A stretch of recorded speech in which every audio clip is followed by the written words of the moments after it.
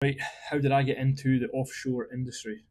Bearing in mind I was a bike mechanic with no connections at all with the industry before I got into it. I had my own bike shop at 19. I run that for 5 years, and as we're getting ready to shut that down, I was looking like, what am I? I really want a skill, like become a joiner. Initially, I wanted to be an electrician before I got my bike shop. Maybe I go down that route. There was a lad from school. He went to the army, and he came out of the army, got requalified for offshore, so rope access. Paint. I think he was painting the rigs. Um, so there was a lad called Kieran. Not inspired me, but he kind of got me an idea of maybe I'll go and work offshore. There's really good money involved in that. I wonder what I could do offshore, my skill set. Up to that point, all I was doing was fixing push bikes, and I would fix cars at the weekend or that, but nothing major. So research, the robotics side, so underwater robotics. I got in looking at that and trying to look at salaries and how much you make per day. And at the time, with the bike shop, just working hours weren't great, and work-life balance was non-existent. I was single, luckily, but it didn't work.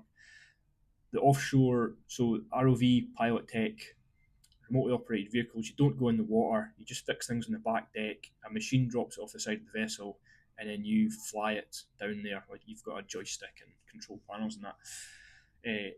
Fort William was the number one place, or one of the best places in the world to train for it. So they've got the dive centre there.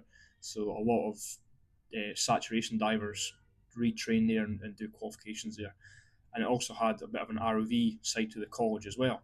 So it's, I can't remember how much it was. It would have been the guts of £14,000 to retrain and go into this industry. You don't need to do that, but that was my choice at the time. I was going to go down that route. The centre no longer operates doing that kind of course or that class anymore. But at the time, it was 7 week intensive course. It was bed and board there as well, so you lived above the college classrooms basically. And it was my kind of entry into it. It was one of my tutors there said, I think it was like 6 months after this course, if you're not working in the oil and gas industry, then you've not tried hard enough. And it stuck with me. So I was like, right, I need to do everything I possibly can. So before I went on that course, I went and got my survival tickets. So you need a basic ticket to say you can work offshore. So it's like you go into a helicopter dunk tank test, so they roll you upside down. You got to unclip, holding your breath, punch the window out, and swim out. And then there's loads of other safety, classroom, death by PowerPoint type things. Done that before the course. Done my 7 week course, and then started reaching out through LinkedIn. LinkedIn's a really good, or at the time it was really good, an eye opener for me to see people in the industry. And I was just reaching out, sending loads of messages. I was also at the same time sending emails with CVs and cover notes, and also sending letters in by hand to different places in Aberdeen. Aberdeen's the main place I was going for to try and get a job. Like, I'll do anything. Like, I'll work for you for free for a week type thing. It was a connection from Dumfries, my hometown, who I had a coffee catch up with this random chap who's now got me this job I'm actually on right now. A random catch up with that chap. He put me in touch with a company in Aberdeen called Aileron, and a chap called Mike Bissett was the CEO or the boss of that company at the time. Went up there, had an interview with his, I think it was his partner in the business. I think it was Alistair. I'm pretty sure his name was Alistair. Interview there, and I was like, look, I'll work for a week, I'll work for 2 weeks for free. Just let me come up here and prove to you that I've got the work ethic and the drive to do the job. So I'd done that. I went up there for 2 weeks, and towards the end of the second week, I think I was living in my van in a campsite at this point. Just the cheapest way to go up there and work. It was like £10 an hour. Just really try to prove myself. Well, I didn't know it was £10 an hour at this point. So end of the second week, and I went and handed in, I think it was a box of chocolates into the office staff to say thanks for having me, and then went back into the workshop to continue working the rest of the day because I think it was my final day. And the boss comes out and says, I heard you're finished with us. It's like, it was just a 2 week trial. No, we want you to stay. So it'll be £10 an hour. Like, you'll be like a subcontractor, basically, just invoice them and come and work. So I did. I think it was 8 months, 10 months I was there, working alongside Pavel, a Polish chap, and two other brothers that were working in the industry in the workshop at that time. Turned out to be a really good start for me. That was an R&D company, basically. So Mike was buying old systems at the time. There was a kind of oil and gas industry was in a bit of a crisis. The oil price plummeted. There was loads of companies going down.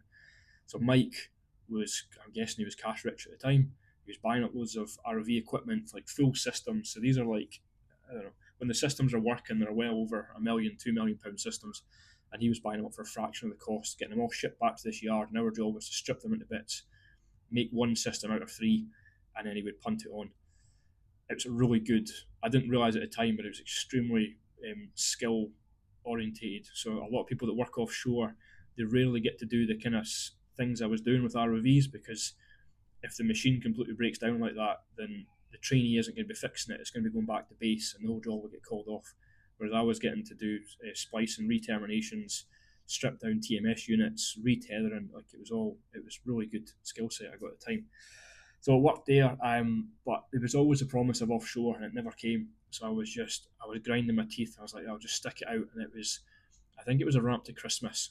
It was freezing cold day, so I'm still living in my van at this point. So they had put me in accommodation. They gave me, I think me and Pavel shared a house for, was it 3 months or 5 months or something. Came away from that, and then still living in my van, living in a car park at this point.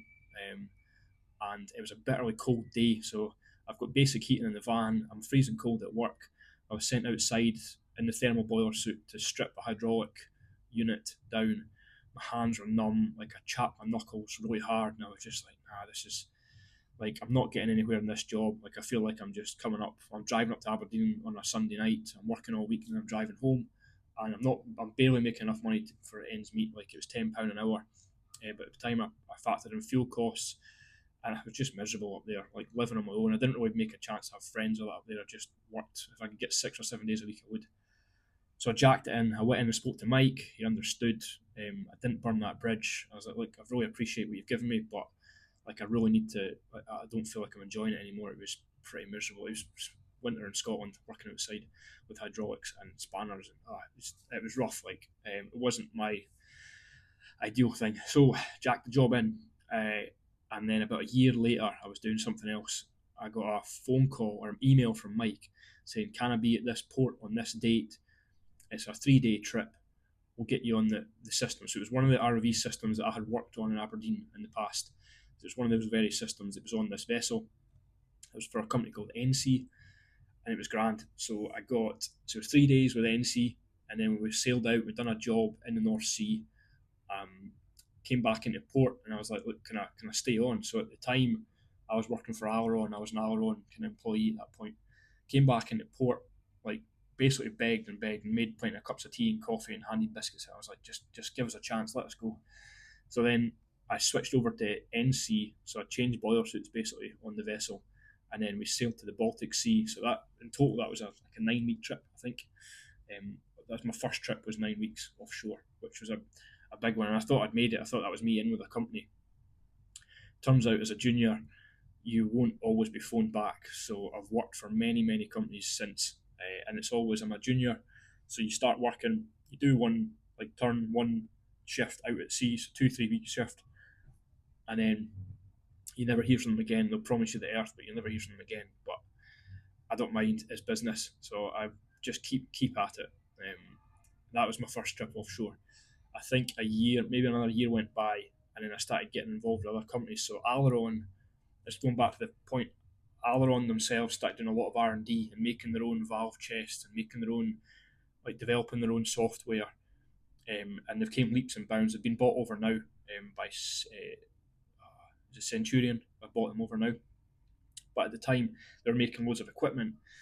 And as soon as my CV says I used to work for Aileron, and they've sold equipment to the company I'm applying to, then I'm in the door.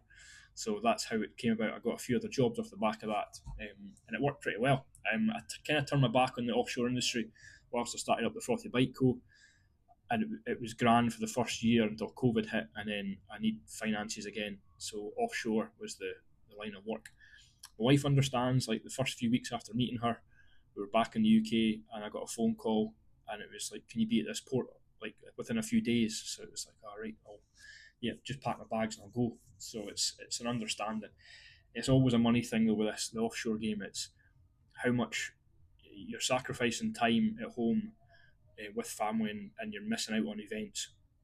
But the money that you get paid, it means you can really enjoy life when you get back.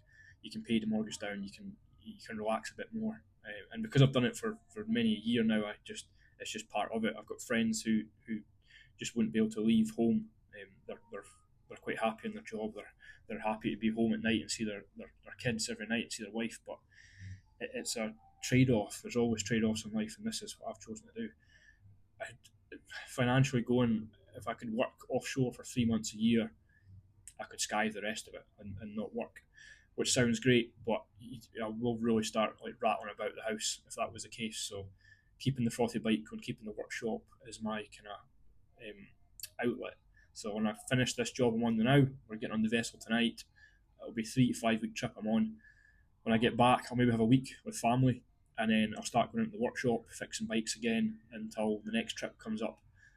But since I've shut down the cafe side of the business and I'm now just a workshop only, I'm a lot more driven to go offshore. So I've really been putting the effort in trying to get a job since Christmas there. So it's nearly 2 months of job searching has got me to this job now. And I'll just keep at it. Even when I'm on this vessel, I'll be on LinkedIn, I'll be trying to make connections and trying to get the next job lined up. I really want to, ideally, I'd like to have a couple of year periods where I'm offshore for the magical 183 days, I think it is a year. So then you're non-dom, you don't pay tax as long as those days were outside the British territory. So that would be an ideal situation, but for now I'll take whatever I can get my hands on. The money I get paid now is almost triple of what I got when I first went offshore. So I'm more than happy with it, and I'm still at the bottom of the ladder. That's the thing. So I'm still not. I'm still kind of a trainee. I'm at the bottom of the rung. It'll be another couple of years before I can move up a step.